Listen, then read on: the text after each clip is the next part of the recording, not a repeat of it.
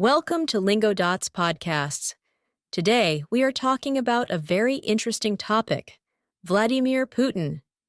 Many people know his name, but not everyone knows his story. How did he become so powerful? What made him the leader of Russia for so many years? We will talk about his past, how he rose to power, and what his actions mean for Russia and the rest of the world. Stay with us until the end to learn more. And don't forget to subscribe for more exciting talks like this one. Let's get started and dive into Putin's world.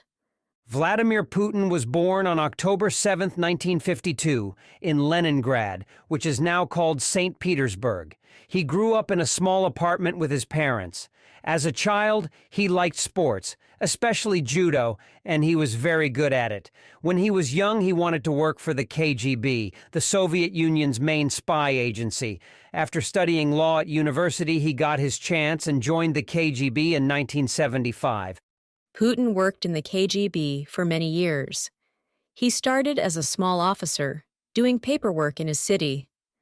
Later, he was sent to East Germany to work as a spy.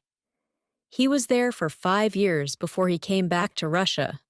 When the Soviet Union fell in 1991, Putin left the KGB. He then started working for the government in his hometown.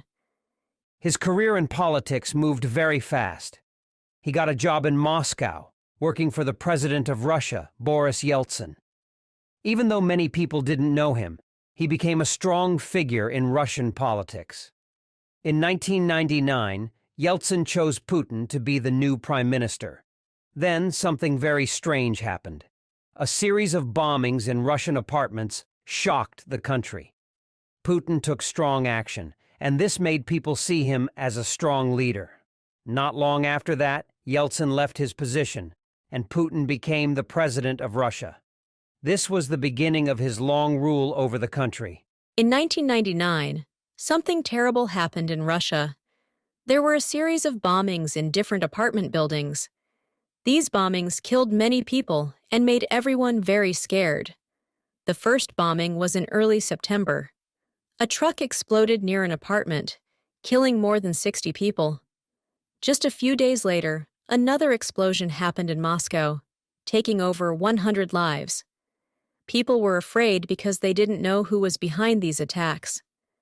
Putin, who was the new prime minister at that time, acted quickly. He said the bombings were done by Chechen terrorists. Chechnya is a region in Russia that wanted to be independent. Many people thought Chechens were responsible because there had been conflicts between Russia and Chechnya before. So Putin ordered Russian forces to start a war in Chechnya. He promised to stop the terrorists and make the country safe again. This strong reaction made people see Putin as a powerful leader who could protect them. Before the bombings, only a few people knew who Putin was. But after his tough response, his popularity grew very fast. Russians felt that he was the right person to lead the country. But some people still question these events. They think the story might not be as simple as it looks. Was it really Chechen terrorists, or was it something else? Some say it could have been planned to make Putin look like a hero. There is no clear answer and many questions remain. What we know for sure is that the bombings changed everything for Putin. It helped him become the president just a few months later. From that point on, he was in control of Russia, and he has stayed in power ever since. When Vladimir Putin became president in 2000, he made many changes in Russia. His first big action was to continue the war in Chechnya. The war was very hard, and many people died. But Putin did not stop. He wanted to show that he was strong and would not allow any region to break away from Russia. After some time, Russian forces took control of Chechnya again, and Putin's popularity grew even more. Putin then started to change the way the government worked. He made sure that people who were close to him got important jobs in the government. He also made it harder for other political parties to have power. This way, he could control everything better. He also made changes to the media. Many TV stations and newspapers started to say only good things about Putin. Those who didn't were often shut down or faced problems. This made it hard for people to hear different opinions or criticize him. During his time as president, Russia also started to act more strongly against other countries. Putin wanted Russia to be seen as a world power again. He didn't like that many countries near Russia, like Ukraine, wanted to join NATO or the European Union. Putin believed that these moves were bad for Russia and tried to stop them. He also became known for taking action against his enemies.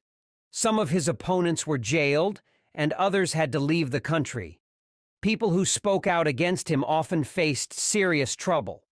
Because of this, many Russians think he is too powerful, but others see him as a strong leader who brought stability after the chaotic 1990s. This mix of control and power has kept Putin in the top position for many years.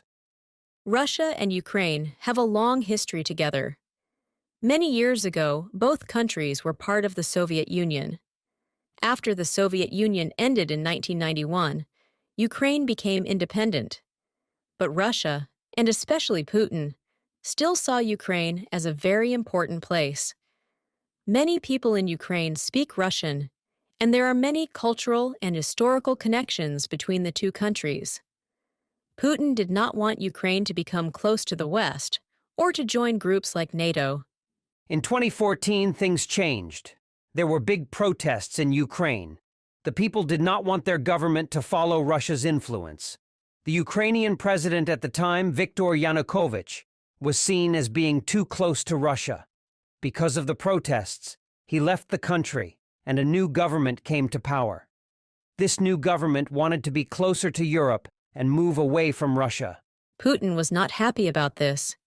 He sent Russian soldiers, without any official flags, into Crimea, a region in southern Ukraine. These soldiers took control of the area quickly. Later, Crimea voted to become part of Russia, but many people say this vote was not fair. Most countries around the world did not agree with this move, but Russia took Crimea anyway. After Crimea, the conflict moved to eastern Ukraine. In the Donetsk and Luhansk regions, pro-Russian groups started fighting against the Ukrainian army. Russia helped these groups by giving them weapons and support. This war has continued for many years, causing many deaths and a lot of damage. Putin says he is protecting Russian-speaking people in Ukraine, but many believe that his true goal is to keep Ukraine under Russian influence and stop it from joining the West. This conflict has made the relationship between Russia and Ukraine very bad and has changed Europe's politics a lot. In recent years, things have become more difficult for Vladimir Putin. Many Russians are unhappy with the country's economy. People are not making as much money, and prices keep going up. There have also been more protests against the government. Many of these protests are because people want more freedom and less corruption in the government. One big problem for Putin is the war in Ukraine. He thought it would be an easy victory, but it has been very hard and costly. Many Russian soldiers have died, and this has made people in Russia angry. The war has also brought many sanctions from other countries, which makes Russia's economy even weaker. Another issue is the recent actions of the Wagner Group, a group of fighters that used to help Russia. This group's leader, Yevgeny Prigozhin, spoke out against Putin and even led a small rebellion. The rebellion did not last long, but it showed that there are divisions within the Russian government. These problems make it seem like Putin is not as strong as before. Many people are now asking, is his control over Russia getting weaker? What will happen next? Only time will tell how Putin handles these new challenges. We hope you enjoyed learning about Vladimir Putin and his story. Don't forget to subscribe for more interesting talks like this one. See you soon.